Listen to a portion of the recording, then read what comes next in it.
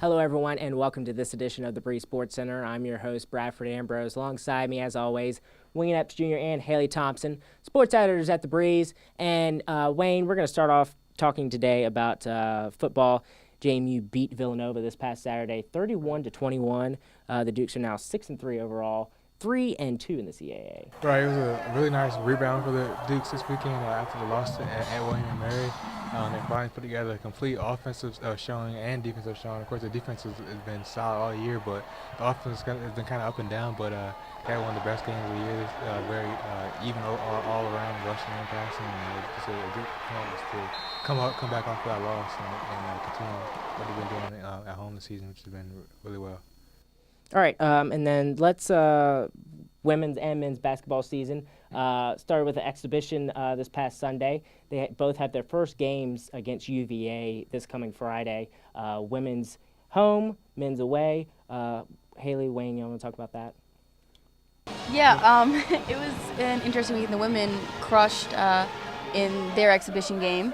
And the men, they went actually into overtime, but ended up winning, 73-69, with a last-minute shot by Andrei Semenov. They kind of sealed the deal. So it was overall a good weekend for the Dukes. Yeah, Andre scored 28 on Sunday, so he really carried the team. Of course, the six-year senior, a lot of experience, definitely, of course, the most experience on that team. There's so many freshmen on that team, so he's going to be a person that's going to be looked to a lot this year, especially with Andre Nation being out for these first half of the season. He's going to be that guy, probably the go-to guy a lot for them this year, along with the sophomores Ron Curry and Charles Cook. All right, Haley, you want to talk about field hockey? Yeah, field hockey, actually, their season ended this weekend, but they wrapped it up really well. They went into this weekend with a matchup against Hofstra on Friday and Northeastern on Sunday, 1-3 in the CAA, but they ended up winning both to come out with a winning record for both the CAA and the season, which was a positive. And they just generally, they looked a lot more put together on the field Sunday, compared to earlier in the season. So I think even though the season's over, it's good things ahead for the field hockey team. Okay.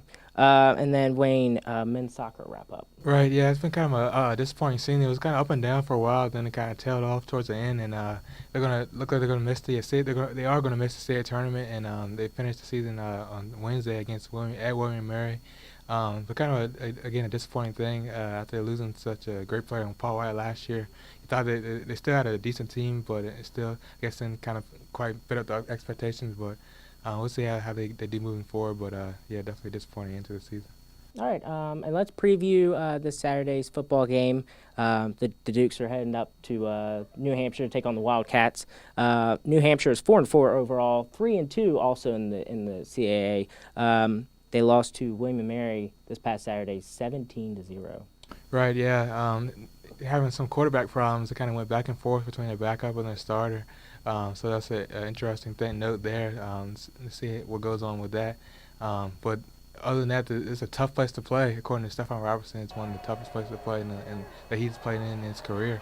So, again, the JMU's won us on the road this year, so no matter what their record is, it's kind of something to watch to see how they come out and perform out on the road because it hasn't been too well so far this season. All right. Haley, you want to add anything here? Yeah, it's also kind of troublesome that Stefan says, it's so hard to win up there. We haven't played them since 2011, I believe, and we lost. So having a young team, which most of them wouldn't have experience playing up there, you just got to wonder, and I guess hope he's wrong. Hopefully we can come out with a win. And on the road games haven't been their strong suit this year. So hopefully they can change that, turn that around. All right, so for Haley, Wayne, I'm Bradford. Thanks for joining us on this edition of the Bree Sports Center.